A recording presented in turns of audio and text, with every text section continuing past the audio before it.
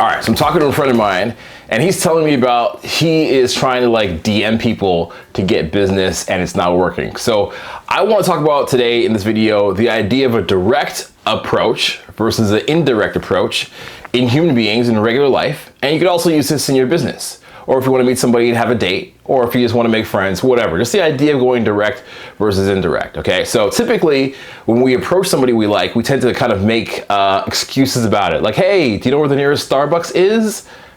Okay, and we waste their time and we have a conversation that leads to nowhere, which is essentially like saying, excuse me, do you mind if I waste your time? Right? You might do that because you're nervous. So this is a concept that I taught many years around the globe when I did social skills. I was teaching that. And it's allowed me to travel, have a great lifestyle, be free, be my own boss, just have a lot of fun and adventures. So I want to share this with you because as time goes on, I understand this concept even better, and I understand how to apply it to different areas of life. So if you learn the skills about meeting people face to face in real life, you could also apply it to prospecting and getting new customers in your business, right? Or if you're an entrepreneur or you're an online coach, whatever you do. So to those of you who don't know, direct is the idea of showing your intentions, that you have an intent to meet somebody, an intent to go out with them, an intent to be their best friend, an intent to get to know them better, an intent to have a drink, go home with them, whatever. That is your intention, and it is clear from the beginning of your conversation. Indirect is like you don't really say that right away. You kind of get to know them a little bit better first. You have a conversation about a subject or a situation or environment you're in. So you're like, hey, the music at this bar sucks. How often do you come here? I'm just here with my family and friends, and I can't wait to go home. Or, it's kind of like indirect. Wasting somebody's time is just like, hey, do you know where the Starbucks is? And they're like, it's that away. You're like, oh, what's your name? They're like, bye, loser. They just keep walking, all right? You've wasted their time. You want to have a conversation that leads to nowhere. And that doesn't work. So we're going to purely look at going direct versus indirect. What are the benefits of both? Well, I would say this. Direct gets your point across right away. It builds respect for the person who's doing it, especially if you're like the daytime, right? If you're meeting somebody in the daytime directly, they're like, wow, you have the guts with no music, with no smoke around to kind of go and make your approach and meet someone. That shows bravery. And it's what we call an honest signal. It's something you can't fake because you show that you had the chutzpah to go for it. You can't fake that in real life, Some people like being indirect because it allows them to kind of beat around the bush and hide around the fact that they want to meet somebody and hide around the fact that they're trying to get to know them. It's like, they get to guard their ego. But there's also advantages to going indirect, okay? And the advantage of going indirect is you might give somebody the time to warm up just to get to know you. So when you go to talk to somebody, I would say the first 30 seconds, they don't even know what's happening. Or maybe the first 15 seconds, they have no idea what's going on. They're just kind of like stunned that somebody has approached them because maybe they like have their their earpods on, and they're thinking about work or school or whatever they got to do next. They're thinking about their ex, they're thinking about something that happened to them. And they're just like, whoa, when you approach them, and they're stunned, and they're just kind of like fight or flight response at first. And they're thinking, is it safe for me to talk to this person? Does this person want money? Is this person a threat? Like all the subconscious behaviors they're looking at. And they probably miss the first few seconds of whatever you're saying because they're just startled, right? They're just like, whoa, taken aback. And also, it puts a little bit of pressure on you. I know I've had days where I was kind of just going to the place, going to the pharmacy for coffee, and somebody's like, next to the pharmacy for coffee, and somebody's like, Madison! And it's like 8 a.m. I'm like, hello? Like the first person I spoke to, my voice is like cracking, right? So maybe the person you're going to talk to and meet is kind of shy themselves because they're kind of startled themselves, or they might be an introvert just like you, who knows, right? So there's pros and cons to both. But you can understand this skill and use it to your advantage. Just realize it takes a little bit of time for people to warm up. It takes time for people to warm up. So this is the point I want to make here, because this can be very useful in a business context as well when you're prospecting new clients. I was talking to a buddy of mine, and he's like, yeah, man, I DM'd 400 people offering my service. Okay, smart guy, really smart guy. Guy's worked with me for a while, but he heard somewhere you got to DM people, 100 people to get a client, right? So he DM'd 400 people. I think 18 responded. I think he had like 8 conversations and 1 turned into a sale. So 400 to 1, it's a pretty bad ratio. And I was asking him why. And he's like, well, I asked them if they would be, a lot of people suffer from a problem. I said, do you suffer from this problem? Here's what I have to help you. If not, that's fine. And I want to break that down in terms of like direct to indirect, okay? So the direct approach would be like, it's like you're the drunk guy at a bar and you're just like, hey, what's up? You want to go home with me?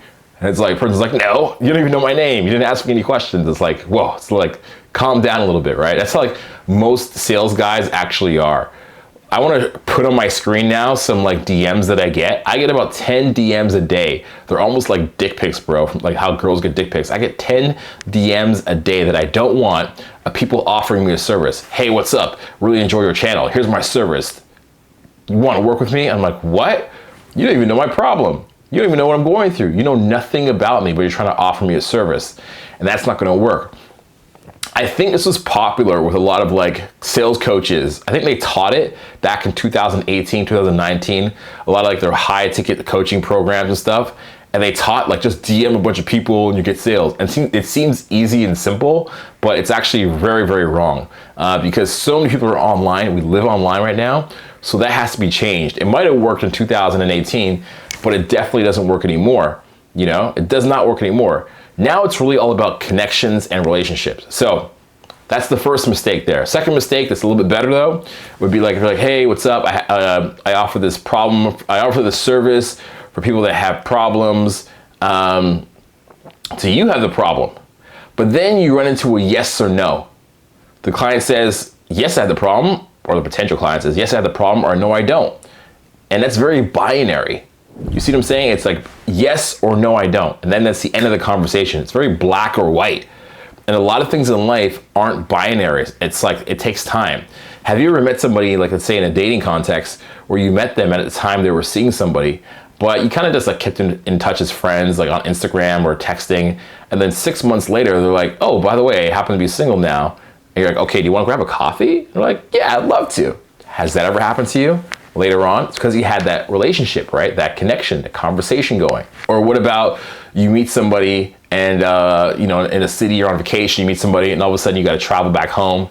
And then all of a sudden, a year later, I don't know if it's ever happened to you, but a year later, they're like, hey, what's up? I'm in Toronto or I'm in New York. You still live there? You're like, yeah, you guys meet up and it's great. And you're able to consummate that connection that you had. So all sales really happen inside of a conversation. They can't happen when you say yes or no and you end the conversation, all right? Which leads me to indirect. I think indirect in a sale is the best thing, specifically when you're going for a referral. So I don't think you should DM somebody and ask for a sale. I think that's stupid because for the reasons I outlined. But if you DM them and ask them for a referral, that's a little bit better. And you got to leave the door open. So if you were to say to somebody this, if you were to say, hey, what's up? I know you've been on my list, my list. I know you've been on my friends' followers for a while. I just want to let you know I do this thing. It helps people with this kind of problem. Do you know anybody like that? Okay. Hey, what's up? You've been on my friends list for a while. I watch your stories. By the way, I do this thing. I'm looking to help people. Here's how it helps them. They have this kind of problem. Do you know anybody like that? And the person will say, yes, me. I have that problem, right? And they won't feel attacked because you didn't come directly at them. Or they'll say, no, I don't know anybody like that, okay? And if they don't, they don't. Or they'll say, I do know someone like that who has those problems or those challenges. And you can say, great, would you mind passing my contact information along to them? And that helps them to, get in touch with you. So you're not burning the bridge. That's the idea. You don't want to burn the bridges here with this yes or no, you down or not. Like, this is a stupid idea, especially if you're a new business. If you're somebody, what I consider new is somebody who has like 1,000 to 2,000 followers or less. You know, if you're a new business, you can't just go down like burning down your community, or else you have no community. If everybody you go to, you're like, yes, no, yes, no, yes, no, then you don't have 2,000 potential sales. You have 1,500 people who are not interested in talking to you again because you wanted too much up front. It's kind of like if you ever seen those stores that pop up that are brand new, and to get themselves familiar with the community, they'll like have a day where they have coffee and donuts. Like, walk into the store, have a coffee or donut, so the community gets familiar with them, but they don't try to close you then and there, right? If you're brand new, you need to build a community first above everything before going for a hard sell. Are you understand what I'm following here, right? That you've seen that happen. You know how that felt when somebody tried to hard sell you. Now, on the further end of going non-direct, you could say something along the lines of, hey, what's up? We've been following each other for a while as friends. And by the way, I like your stuff. Just to let you know, I do this. And it solves people that have this problem. What do you think about that? You can just ask people for their opinion. Just ask them for their opinion on your business. It's like, what do you think about that? Like, is it like, now you have a conversation going. And eventually you could, after 2 or 3 responses, you can get to the point of like offering them the service or asking if they know anybody that has those problems that you can help them out with.